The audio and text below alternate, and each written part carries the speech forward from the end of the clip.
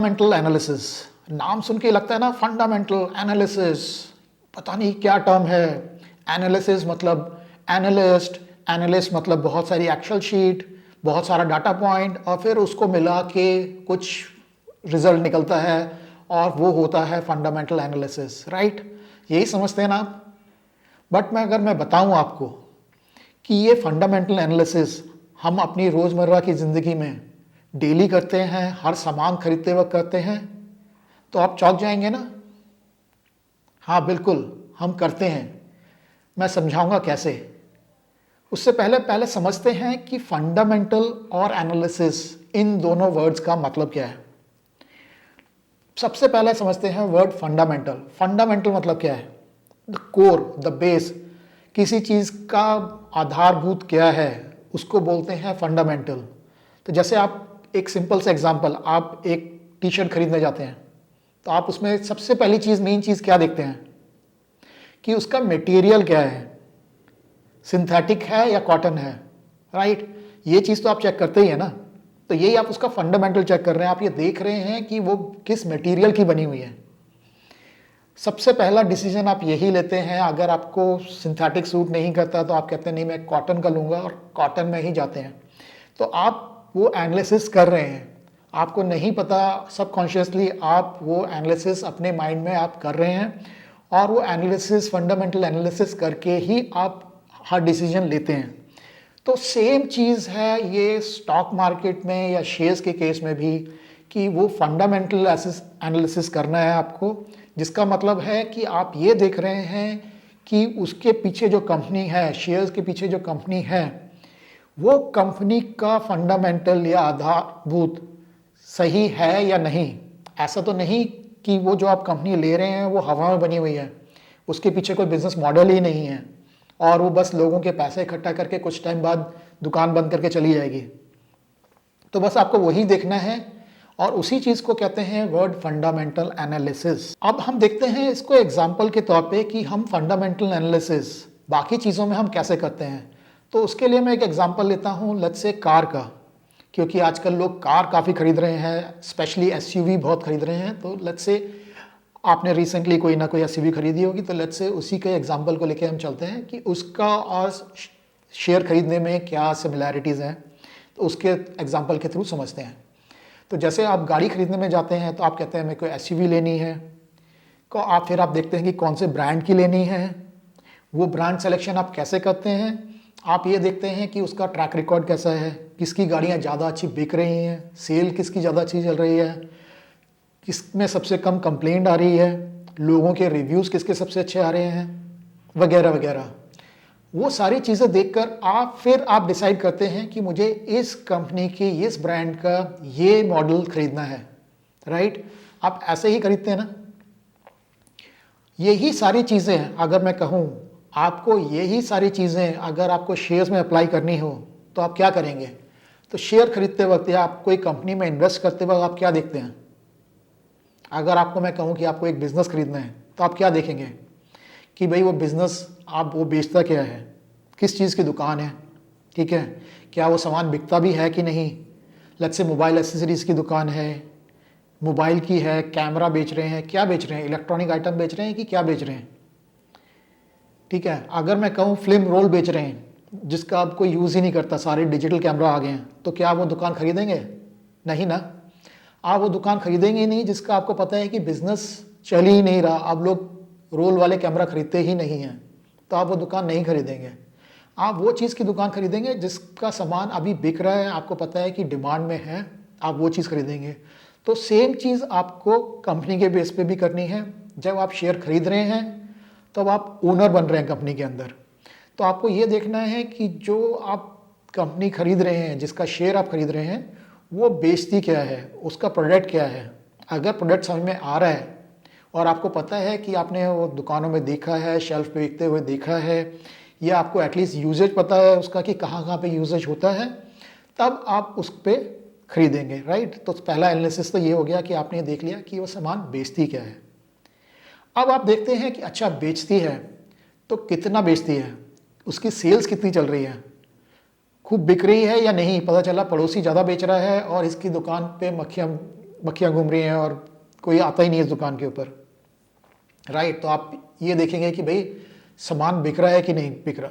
अब आपने देख लिया कि सामान बहुत बिकता है, तो आप क्या देख रहे हैं, कंपनी की सेल कितनी चल रही है। आप उसको क्वार्टरली भी देख सकते हैं, ईयरली भी देख सकते हैं, तो आपको ये पता चल जाएगा कि कंपनी की सेल हो रही है या नहीं हो रही। उसके लिए मैं सजेस्ट करूंगा कि आप कुछ साल की सेल देखें, 1 या 2 की नहीं, कम से कम 3 से 5 साल की आप सेल्स देखें, तो आपको पता चल जाएगा कि ये तो नहीं कि अभी बस दुकान खोली और सामान बेच रहे हैं, नुकसान में ही सही मगर दुकान सामान बेच रहे हैं सेल दिखाने के लिए, ऐसा तो नहीं हो रहा। तो आपको 3 से 5 साल का अगर आप ट्रैक रिकॉर्ड देखेंगे तो आपको समझ में आ जाएगा कि हाँ ये सामान बिकता है इनका और अच्छा बिक रहा है। अब सामान बिक रहा है तो प्रॉफिट भी होना चाहिए। आप इसीलिए शॉप खरीद रहे हैं या ओनरशिप खरीद रहे हैं क्योंकि आपको उसमें से प्रॉफिट चाहिए। तो आप ये देखेंगे कि प्रॉफिट हो रहा है या नहीं हो रहा, और प्रॉफिट हो रहा है तो कितना प्रॉफिट हो रहा है। ये तो नहीं कि सेल बढ़ रही है बट प्रॉफिट घटता जा रहा है, तो इसका मतलब कहीं वो एक्सपेंसेस आ रहे हैं या कुछ चीज़ ठीक नहीं जा रही जिसकी वजह से सेल्स तो बढ़ रहे हैं बट प्रॉफिट नहीं बढ़ रहा या प्रॉफिट कम हो रहा है। तो वो चीज़ आप देख सकते हैं। आपने देख लिया कि सेल बढ़ रही है, प्रॉफिट बढ़ रहे हैं, वेरी गुड, तो ये कंपनी आगे बढ़ते हैं। अब और चीज़ें इसमें चेक करते हैं। अब हम देखते हैं कि सेल भी बढ़ रही है, प्रॉफिट भी बढ़ रहा है, बट क्या कंपनी पे कोई कर्जा तो नहीं है कि हो सकता है वो कर्जा लेके बैठा हो और आपके खरीदते ही पता चले सारा कर्जा आपके ऊपर आ जाए। तो ऐसी सिचुएशन तो नहीं है। तो यही सब चीज़ें आपको शेयर्स के केस में या कंपनी के केस में भी देखनी है कि ऐसा तो नहीं कि उसका बहुत हाई डेट हो कंपनी के ऊपर। अगर ऐसा है तो ऐसी कंपनी को अवॉइड करनी चाहिए, क्योंकि आगे चल के जब वो कर्जा या डेट को रीपे करेंगे तो काफ़ी सारा इंटरेस्ट या प्रॉफिट उसमें चला जाएगा डेट को रीपे करने में। इसमें मैं एक चीज़ कहूँगा कि इसमें एक्सेप्शन होता है फाइनेंशियल कंपनियों का। बैंक्स या फाइनेंशियल एनबीएफसीज जो होते हैं उनमें ये लागू नहीं होता, क्योंकि उनका सारा बिजनेस मॉडल ही डेट के ऊपर होता है। वो लोगों से इन्वेस्टमेंट लेते हैं, वो उनके बुक्स में एज ए डेट आता है और फिर वो आगे लोगों को लोन देते हैं और उसके बीच का जो प्रॉफिट होता है वो उन कंपनी का प्रॉफिट बनता है। तो इस पर फाइनेंशियल कंपनीज या बैंक्स को आप एक्सेप्शन ले सकते हैं, बट अदरवाइज अगर इनमें से नहीं है तो वो डेट कंपनी के लिए कभी अच्छा नहीं होता। ठीक है, तब आपने देख लिया कि कंपनी का कर्जा तो नहीं है। अगर आपने ये सारी चीज़ें देख ली तो एटलीस्ट आपको ये कंफर्म हो गया कि जो आप कंपनी खरीदने वाले हैं वो कंपनी सॉलिड है एटलीस्ट, और कोई उसमें खतरा नहीं है। तो अब आप इस पर नेक्स्ट स्टेप जा सकते हैं। तो उसमें लास्ट स्टेप आता है, फिर आपने कहा अच्छा चलो ठीक है सब कुछ अच्छा है, अब मैं इस पर कितने पैसे लगाऊं या कितने पैसे डालूं मैं उस पर आता है आपका वैल्यूएशन। अब आप ऐसा तो नहीं है कि 100 रुपये का सामान बिकता है उसमें मंथ का, उसके लिए आप 400 रुपये दे देंगे कंपनी के, नहीं ना। आप देखेंगे कि आपको कितना इन्वेस्ट करना है वो प्रॉफिट कमाने के लिए, तो वही होता है पी रेशो, तो प्राइस टू अर्निंग रेशो। कई जो कंपनीज होती हैं, बड़ी कंपनीज होती हैं जिनका बहुत अच्छा बिजनेस चल रहा होता है, उनकी पी हमेशा आपको थोड़ी सी हाई मिलेगी, बट उसको आप इस तरह से देख सकते हैं जैसे अगर आप एक मेन रोड की दुकान लेते हैं उसका आपको हमेशा आपको ज़्यादा पे करना पड़ेगा उस दुकान के मुकाबले में जो अंदर गली में जाकर है, क्योंकि सिंपल सा रीज़न है मेन रोड पे दुकान है, विजिबिलिटी ज़्यादा है तो सेल भी ज़्यादा हो रही है, इसी का वो प्रीमियम चार्ज कर रहे हैं। तो ये हो गया आपकी प्राइस टू अर्निंग रेशियो। इसके थ्रू आप वैल्यूएशन देख सकते हैं। तो आपने अब ये सारी चीज़ें देख ली तो आप बड़े आराम से उसका फंडामेंटल एनालिसिस कर सकते हैं और समझ सकते हैं कि ये जो शेयर किसी ने मुझे रिकमेंड किया है या जो मैं लेने की सोच रहा हूँ ये लेने लायक है या नहीं।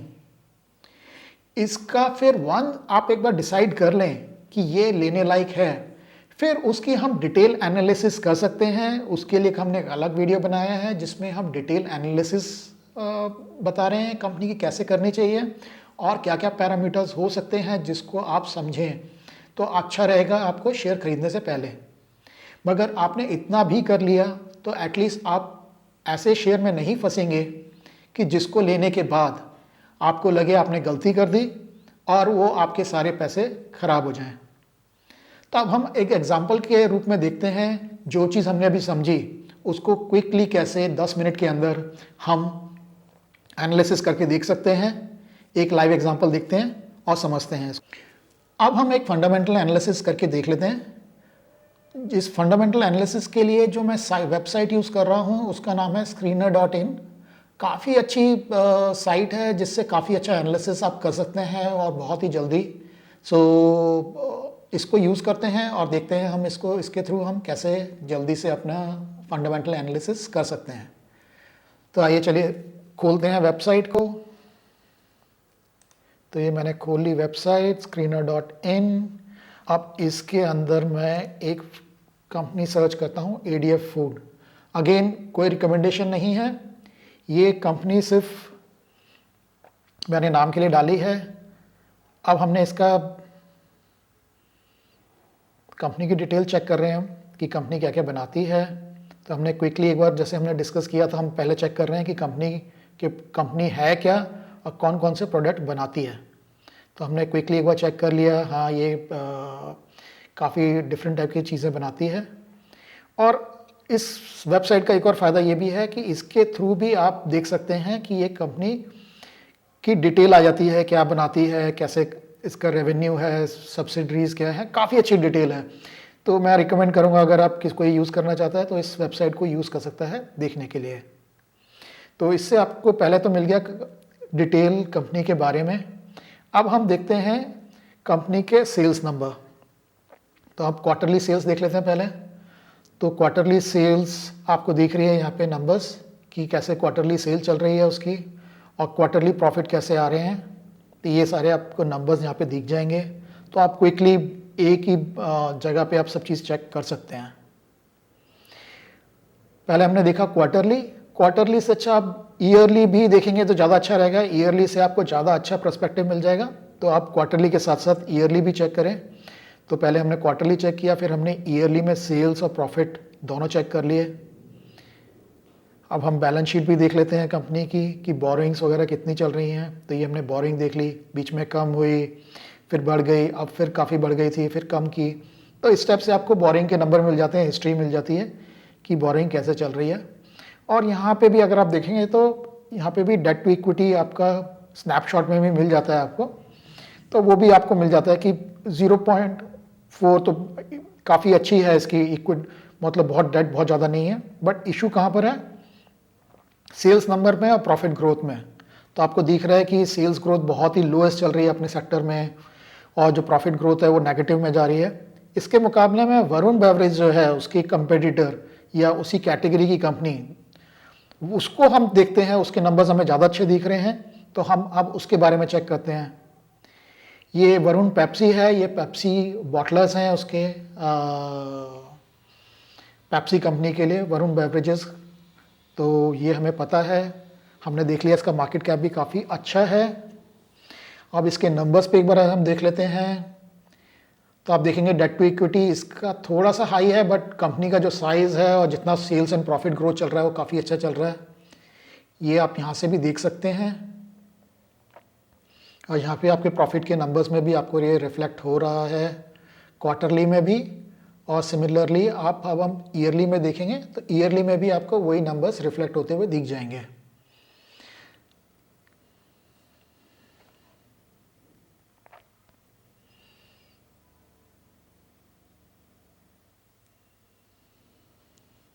डेट टू इक्विटी जैसे मैंने कहा था इसकी थोड़ी सी हाई है उसके मुकाबले में, but given the company size ये अच्छी है काफ़ी। तो देखा आपने एक स्टॉक का फंडामेंटल एनालिसिस करना कितना आसान है और कितनी जल्दी आप बेसिक लेवल का फंड एनालिसिस कर सकते हैं। तो आप होप अब आपके सारे डाउट इसमें क्लियर हो गए होंगे। अगर फिर भी आपके कोई डाउट्स रहते हैं तो please do comment to us. हम लोग कोशिश करेंगे कि आपके सारे क्वेश्चन के आंसर कर सकें। और अगर आपको ये वीडियो अच्छा लगा तो please like and share and do subscribe as well and keep watching more videos on our channel. Thank you so much.